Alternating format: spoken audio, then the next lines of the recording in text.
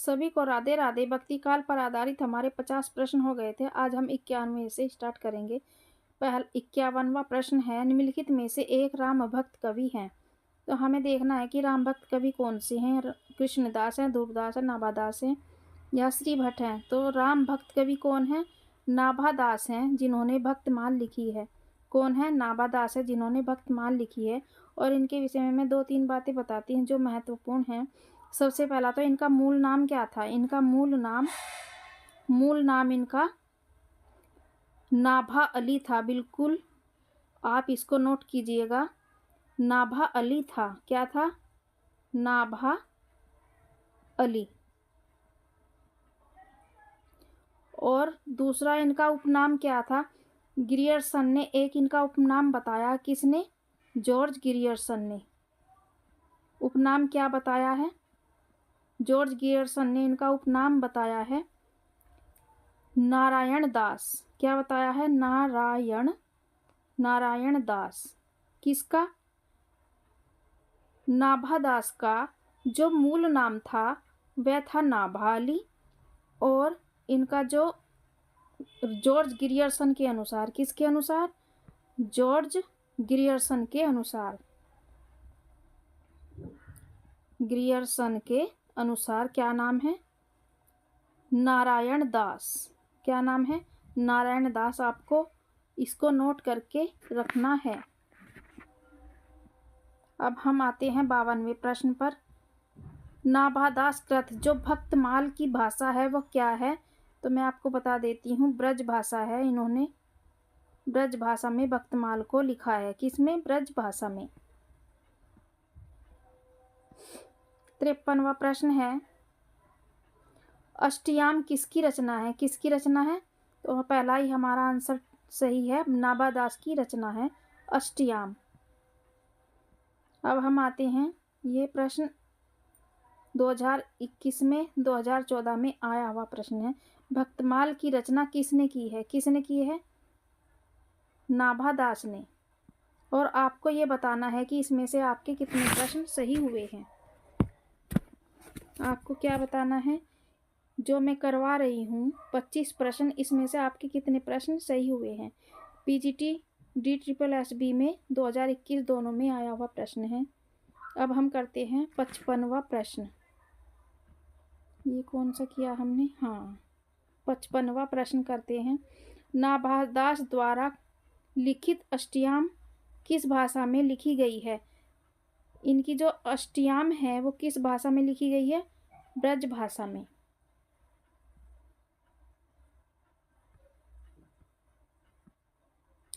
नाभादास द्वारा लिखित अष्टयाम किस भाषा में लिखी गई है? देखिए, मोस्ट तो इनकी लिखी गई है ब्रज भाषा में, लेकिन इसे अवधी और ब्रज भाषा दोनों में लिखित मानते हैं। अष्टयाम के रचयिता कौन है? अष्टयाम के रचयिता कौन है? नाभादास। अब हम करेंगे 57वां प्रश्न। भक्तिकालीन रस सिद्धांत विषय ग्रंथ है। रस प्रबोध है, रस रहस्य है, या फिर रस मंजरी है, या रस रंग है। तो हमको इसमें से छांटना है कि कौन सा है। भक्तिकालीन रस सिद्धांत ग्रंथ, तो इनमें से कोई सा भी नहीं है, क्योंकि ये जो ग्रंथ है सिर्फ इसमें से रस मंजरी है, भक्तिकालीन है, लेकिन यह भी नायक नायिका पर आधारित है। नायक नायिका भेद पर आधारित है। ये रस विषयक ग्रंथ नहीं है। तो इसका आंसर ये दिया गया है, यानी कि इसमें से कोई नहीं। संत साधना का साहित्यिक रूप प्रारंभ हुआ। संत साधना का साहित्यिक रूप प्रारंभ हुआ था कहाँ से? काशी से हुआ था, प्रयाग से हुआ था, या पंढरपुर से हुआ था? तो कहाँ से हुआ था? पंढरपुर से हुआ था, जो महाराष्ट्र में पड़ता है, क्योंकि महाराष्ट्र से ही भक्ति का उदय हुआ है। अब हम आते हैं 59वें प्रश्न पर। ज्ञानाश्रयी काव्य धारा में किस वर्ग के कवि आते हैं? ज्ञानाश्रयी काव्य में किस वर्ग के कवि आते हैं? राम भक्त कवि आते हैं, सूफी कवि आते हैं, कृष्ण भक्त कवि आते हैं या संत कवि आते हैं? तो ज्ञानाश्री में कौन आते हैं?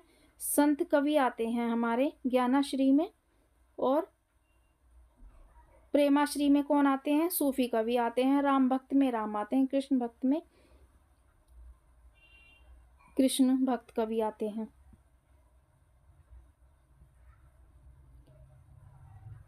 60 क्वेश्चन है हमारा। संत साहित्य के संबंध में कौन सा कथन उचित नहीं प्रतीत होता है, यानी कि कथन गलत है? संत साहित्य एक वैचारिक पृष्ठभूमि पर स्थित है। रामचंद्र शुक्ल के अनुसार यह इस्लामिक आक्रमण से पराजित हिंदू जनता की असहाय मन स्थिति का परिणाम है। यह आपने बार बार पढ़ा हुआ है, हर जगह यह कथन सत्य है। फिर हमारा सी कथन है, संत साहित्य को मात्र भजन पूजन के स्तर पर देखा जा सकता है। यही हमारा गलत है, क्योंकि संत साहित्य को मात्र भजन पूजन के स्तर पर नहीं देखा जाता, क्योंकि जो संत साहित्य है उन्होंने बाह्य आडंबर पूजा पाठ का घोर विरोध किया है। अब हमारा डी भी पढ़ लेते हैं।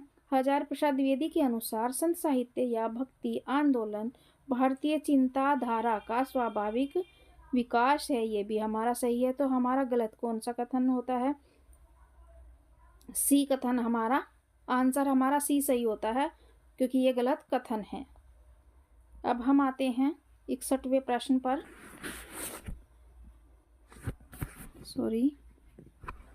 निम्न में से कौन सी प्रवृत्ति संत काव्य की नहीं है? संत काव्य की नहीं है रहस्यवादी भावना। ये भी है रहस्यवादी, क्योंकि जो कबीर का साहित्य है उसमें रहस्य भावना ही मिलती है। वर्ण व्यवस्था को प्रोत्साहन, गुरु की महत्ता भी है। बाह्य आडंबरों का खंडन भी है। तो कौन सी नहीं है? वर्ण व्यवस्था को प्रोत्साहन, क्योंकि वर्ण व्यवस्था को इन्होंने प्रोत्साहन नहीं दिया, खंडन किया है। किसने? संत साहित्य ने या भक्तिकालीन साहित्य ने। ज्ञानाश्री शाखा के प्रमुख कवि कौन हैं? सभी को पता है, कबीरदास जी हैं।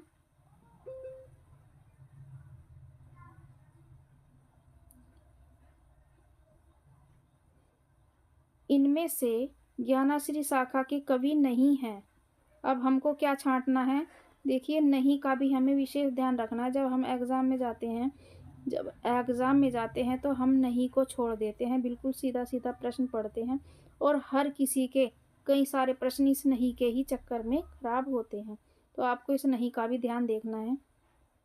इनमें से ज्ञानाश्री शाखा के कवि नहीं हैं। कौन नहीं है? कौन नहीं है? अग्रदास। कौन नहीं है? अग्रदास नहीं है। इसको मैं एक बार देख लेती हूँ, कौन सा प्रश्न है ये? हमारा 63वां प्रश्न है। अग्रदास नहीं है। अग्रदास किसके हैं?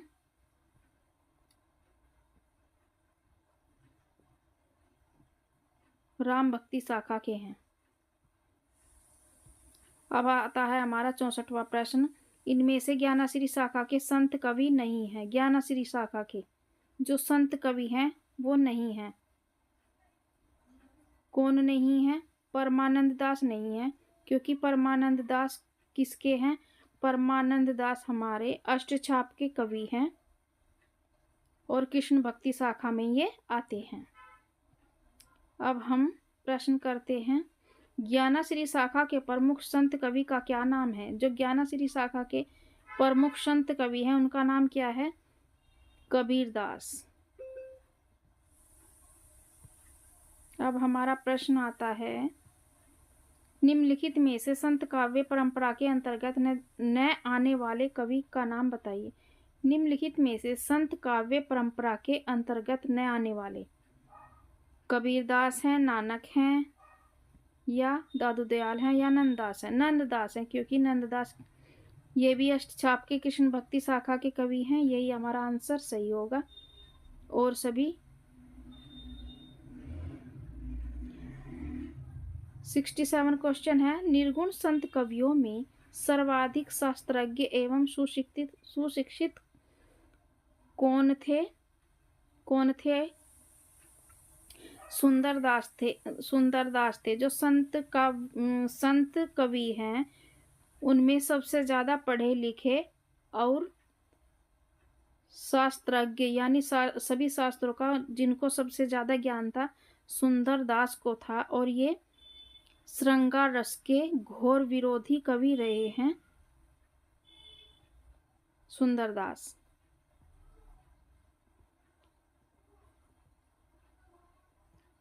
68 क्वेश्चन है हमारा। संत काव्य परंपरा का कौन सा कवि अपनी विद्वता सर्वाधिक शिक्षित होने के कारण प्रसिद्ध है? कौन है? सुंदरदास। यह भी हम पढ़ कर आए हैं, सुंदरदास। और यह भी आपको ध्यान रखना है कि ये स्त्री श्रृंगार रस के या स्त्री घोर स्त्री विरोधी कवि थे या श्रृंगार रस के घोर विरोधी कवि थे।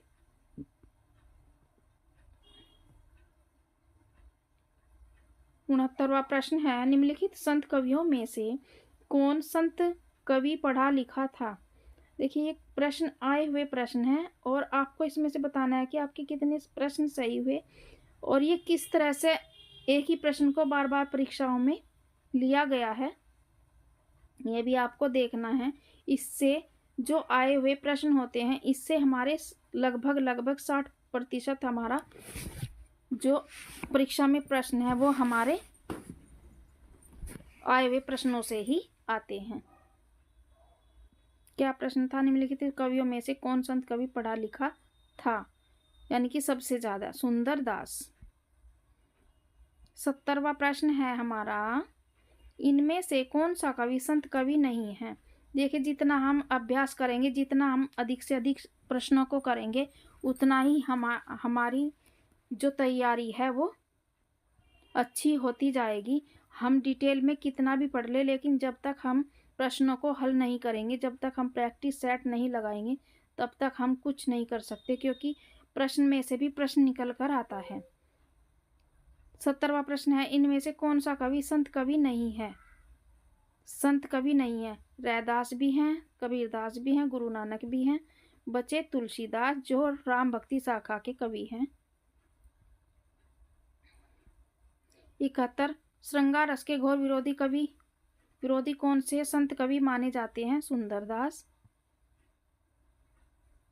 और इनका जो सबसे प्रसिद्ध ग्रंथ है वो क्या है? सुंदर विलास। ये भी आपको नोट करना है, सुंदर विलास।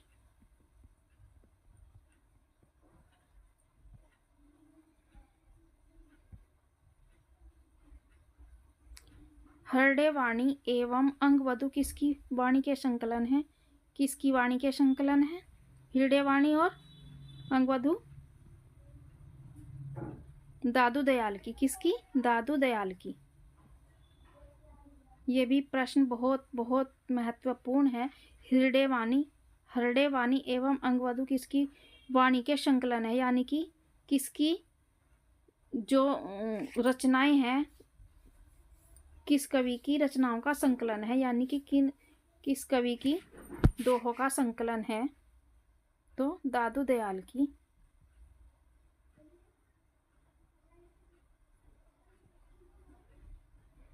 73वां प्रश्न है, ज्ञान मार्गी शाखा के कवियों को किस नाम से पुकारा जाता है?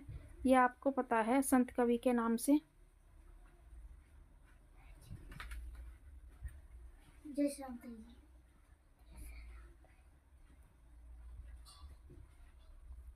तिहत्तरवां प्रश्न है, ज्ञान मार्गी शाखा के कवियों को किस नाम से पुकारा जाता है? सिद्ध कवि, नाथपंथी, भक्त कवि या संत कवि? तो संत कवि के नाम से जाना जाता है।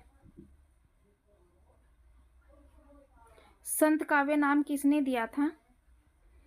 आचार्य रामचंद्र शुक्ल ने, राहुल सांकृत्यायन ने, रामकुमार वर्मा ने या आचार्य प्रसाद द्विवेदी ने? तो किसने दिया था? डॉक्टर रामकुमार वर्मा ने दिया था।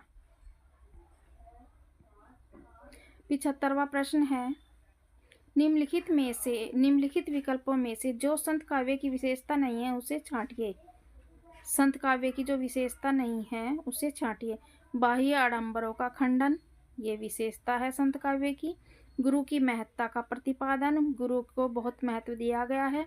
सगुण ईश्वर की उपासना, देखिए सगुण ईश्वर की उपासना ही संतों ने नहीं की, क्योंकि ये निर्गुण उपासक संत कवि थे।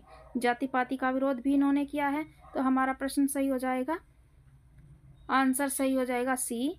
और ये हमारा अंतिम प्रश्न था। आपको कमेंट बॉक्स में बताना है कि आपके कितने प्रश्न सही हुए। यदि आप इसी तरह के प्रश्न चाहते हैं तो आप मेरे चैनल पर बने रहिएगा। देखने के लिए आपका बहुत बहुत धन्यवाद।